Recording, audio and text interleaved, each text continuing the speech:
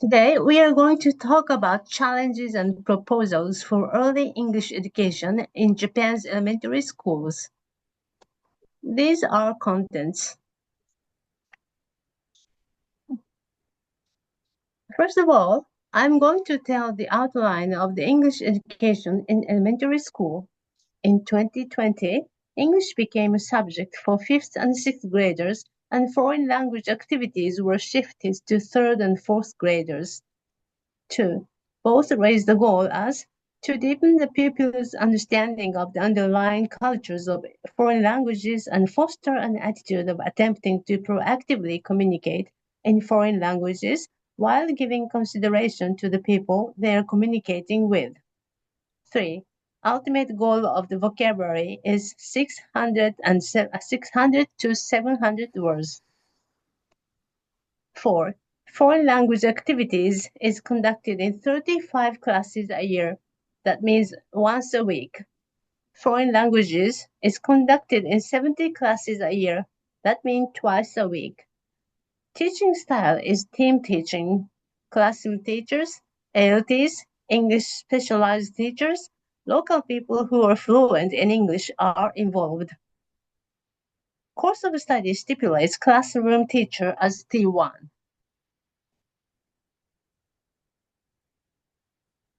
About instructors, Mixed describes the presence of classroom teachers is essential, and teachers who specialize in foreign language activities should have the same understanding of elementary education and children as the classroom teacher.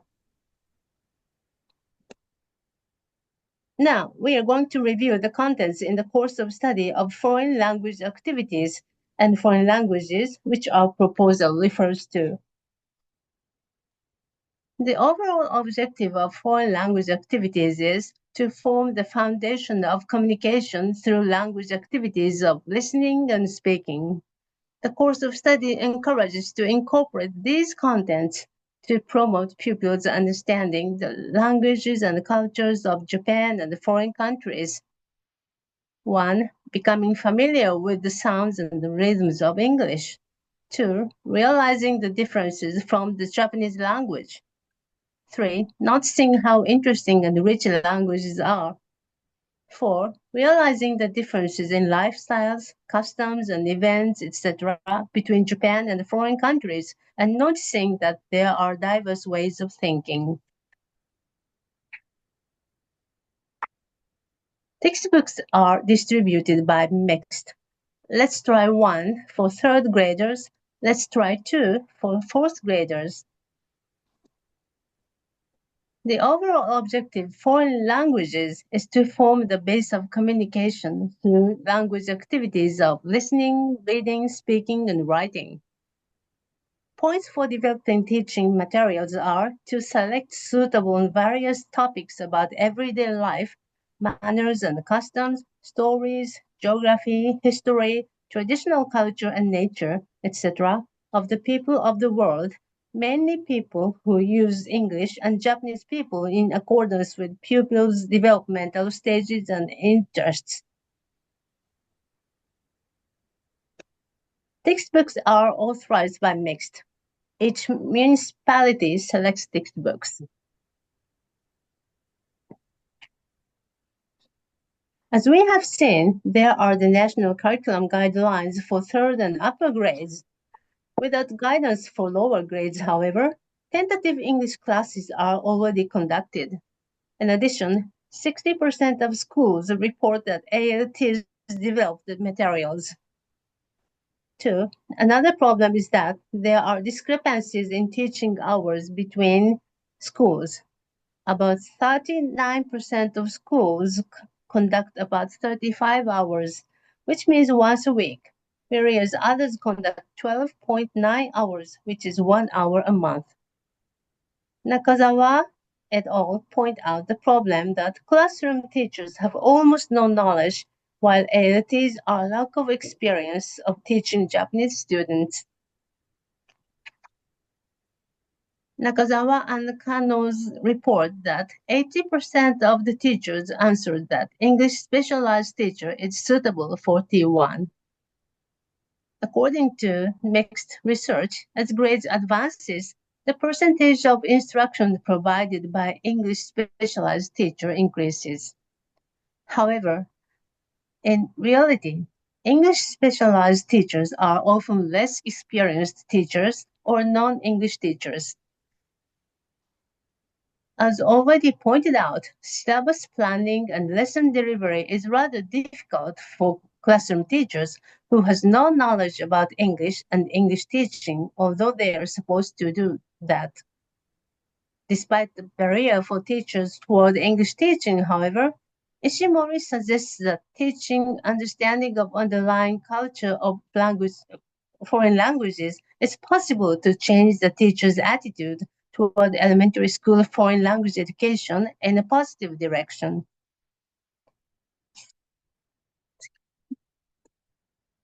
As mentioned earlier, one of the important goals of English education in elementary school is realizing the differences between Japan and foreign countries and noticing that there are diverse ways of thinking.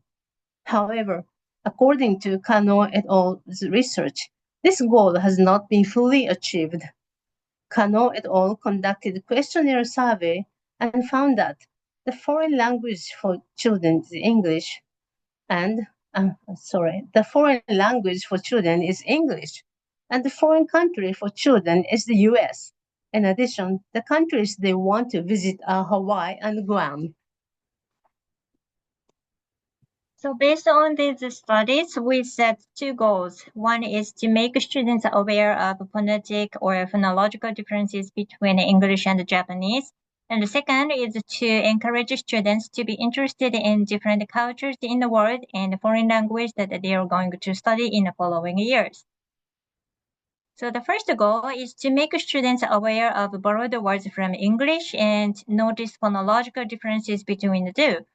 But it's very difficult to judge or evaluate students' awareness because it's happening in their mind. So just giving simple repetition, chants, songs in the classroom activities are not really sufficient. So let me explain a little bit about phonological difference between two languages. In Japanese, about 90% of words are open syllables, while in English, about 85% of words are closed syllables, and English also allows consonant clashes. And because of this difference, Japanese people often insert the vowels after consonants and between the consonants, just the table below shows. So basically, we insert u after almost all the words, but when the words end with d and the t sound, we insert o, and e sound is inserted after sh and the ch sound. So it is well known that vowel insertion between prevents non-native Japanese people from understanding the words with katakana accent. And Uchida and Sugimoto say that avoiding vowel insertion is very important. However, the textbooks that are currently used in elementary school contain a lot of English borrowed words. Thanks to this, students are able to understand the meaning of the words. So there is a connection between the meaning of the word and the word forms are kind of established, but there is no connection between the sound of the words and the word forms and meanings are not really established. So there is a confusion for students.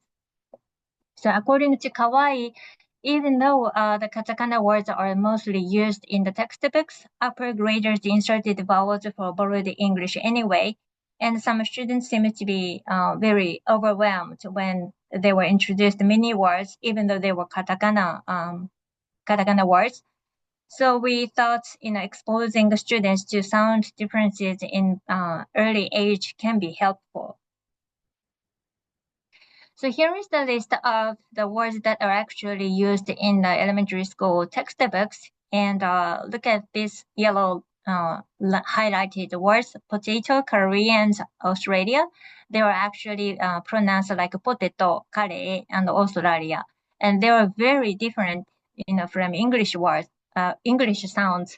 So there is no wonder that the students get confused. So here is another difference between two languages. In Japanese, Japanese is a pitch accent language, while English is a stressed accent language. So in English, we say desk with a stress, but in Japanese, we use high and low pitches, and we say desuku instead. But because of the prominence, at the beginning of the words desk and desuku, they sound very similar. So the students might be able to understand or notice the similarity. However, there are some words that are completely different, such as ball. Ball is, has a stress and it ends with a dark L. And dark L sounds like a back vowel, u or o in Japanese. Therefore, we insert the, vowel u when we say boru. And boru has no, pitch variation. However, ball also becomes ball when we say basketball. So ball becomes ball and there is a change. So, teachers should pay more attention to these differences and changes too. However, because the differences are very clear, I think it's easy for students to notice the differences anyway. Okay, so based on this, we created activity 1. In activity 1, students are given missions, and in mission 1, they explore school rooms and make a list of katakana words. Because in grade 1, students learn katakana is used to spell borrowed words.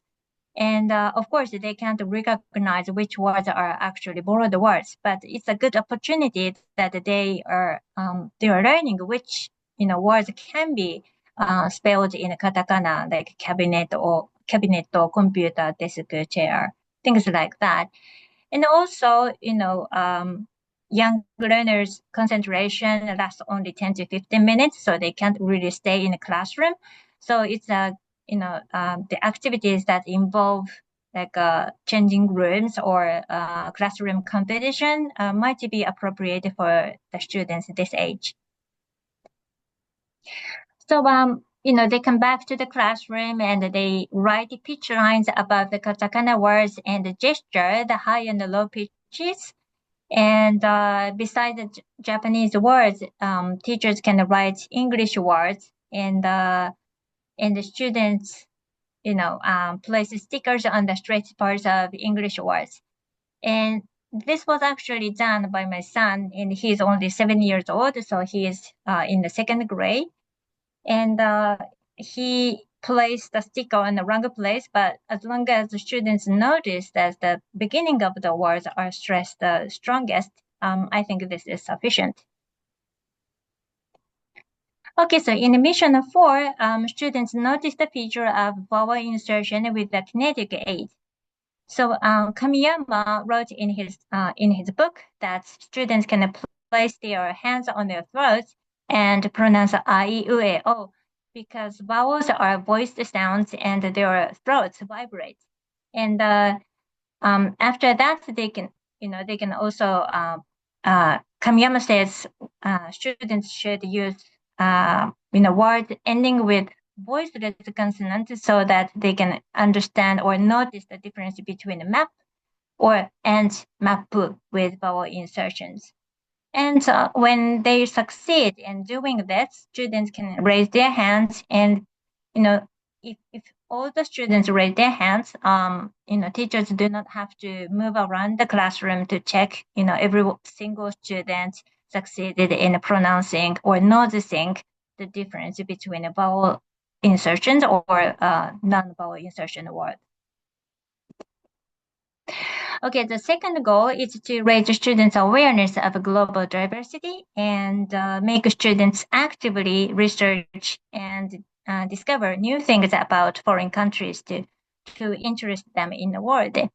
And this could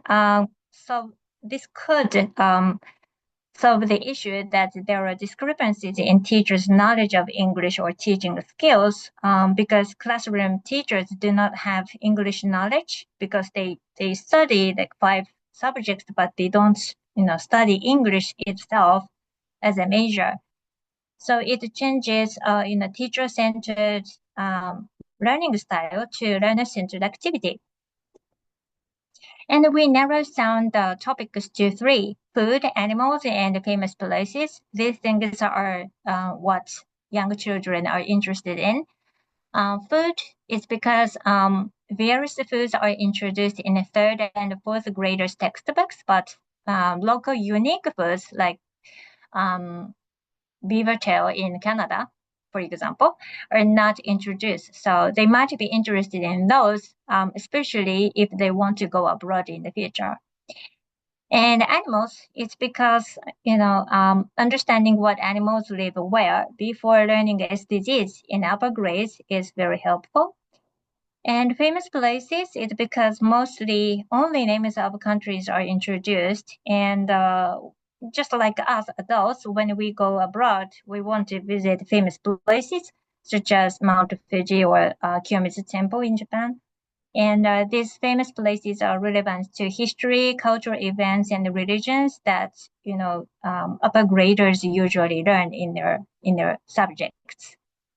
So this is a good start.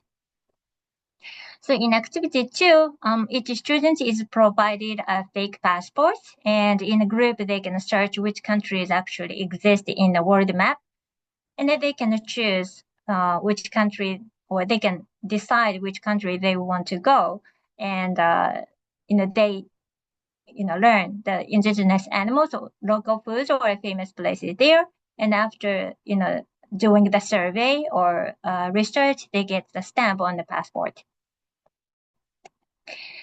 So this is just an example of the book. They can go to the library and, this is actually my son's book. And as you can see, there is a window and, it opens and shuts. And on each window, there is a question, and underneath there is an answer.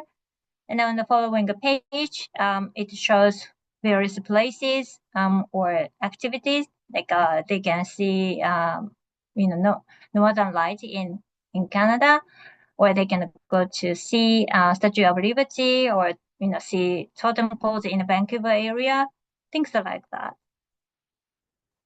So after the research, they can come back and to the classroom and make a short presentation as a group, or they can write the posters and put them up on the wall. They can color in the countries they searched, and they can receive an exit stamp or sticker, just like a stamp rally that young children usually enjoy. And I think the good point about this is that the entire classroom can work together as if they are traveling around the world, and they are completing the tour. So it's a good opportunity for them to enjoy learning more about the world. Here are some points to consider for the future study. 1. There should be more opportunities for students to be exposed to English sounds. 2. The contents for the upper and middle grades needs to be reconsidered. 3. We need to provide guidance and training for teachers who will teach lower grades. And also, we need to stop a vicious cycle that teachers without sufficient English knowledge or skills are teaching the elementary school in elementary school, and these students become teachers in the following in the next generation. So hopefully, this is not the issue that is happening only in elementary school, but it also involves, teaching program in teaching training program in university. So hopefully we will have a chance to review or consider more about what to teach to students at universities in Japan. So here are the references, and thank you very much for listening.